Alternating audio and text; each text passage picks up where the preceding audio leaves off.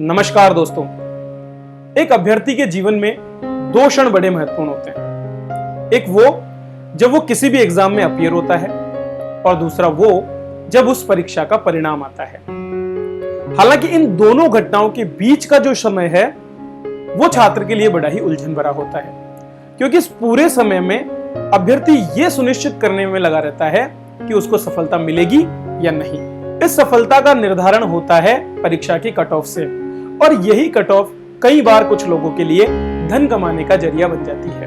वैसे तो ये लगभग हर एक परीक्षा में होता है, लेकिन हाल ही में देखा गया EORO की परीक्षा के साथ। सोशल मीडिया पर इस परीक्षा की कट ऑफ को लेकर के तरह तरह के अनुमान लगाए जा रहे हैं। तो आइए जानते हैं कि इन अनुमानों के पीछे की सच्चाई क्या है।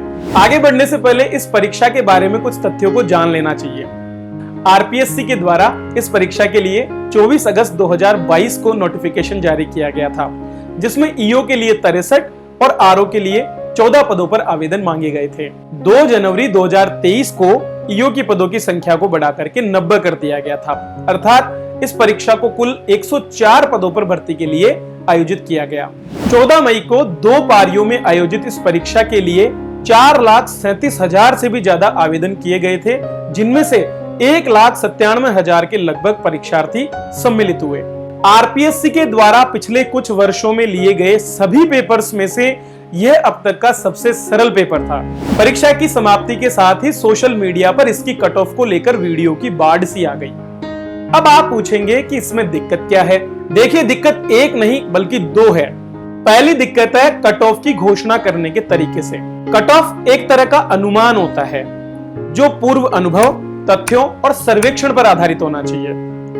EORO जैसी परीक्षा के लिए कट ऑफ को निर्धारित करना और भी ज्यादा कठिन हो जाता है।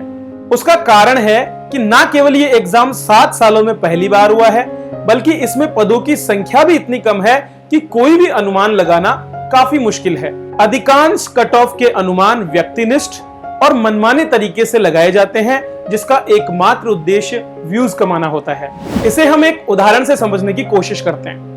मान लीजिए आप किसी बीमारी से ग्रसित हैं और उसका इलाज ढूंढ रहे हैं। आप ढेर सारे डॉक्टर्स के पास जाएंगे, लेकिन आपको इलाज उसी डॉक्टर के पास मिलेगा जो अनुभवी है और जिसने जांच रिपोर्ट के विश्लेषण के आधार पर आपका इलाज किया हो। दूसरी जो दिक्कत हमारे सामने आती है वो है समय की बर्बादी। परीक्षा देने के बाद हर अभ्यर्थी को यह पता होता है कि उसका प्रदर्शन कैसा रहा है।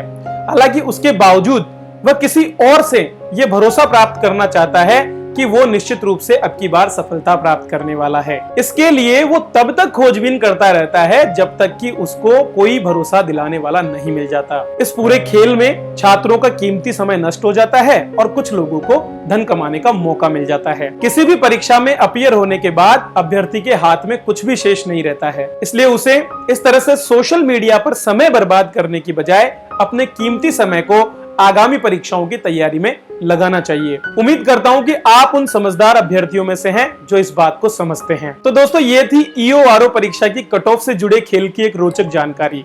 इसी तरह के रोचक वीडियो देखने के लिए आप हमारे इस चैनल को सब्सक्राइब कर सकते हैं। चलिए मिलते हैं एक और ऐसे ही रोचक वीडियो के साथ। तब तक के लिए आप सभी का बहुत बहुत धन्यवाद।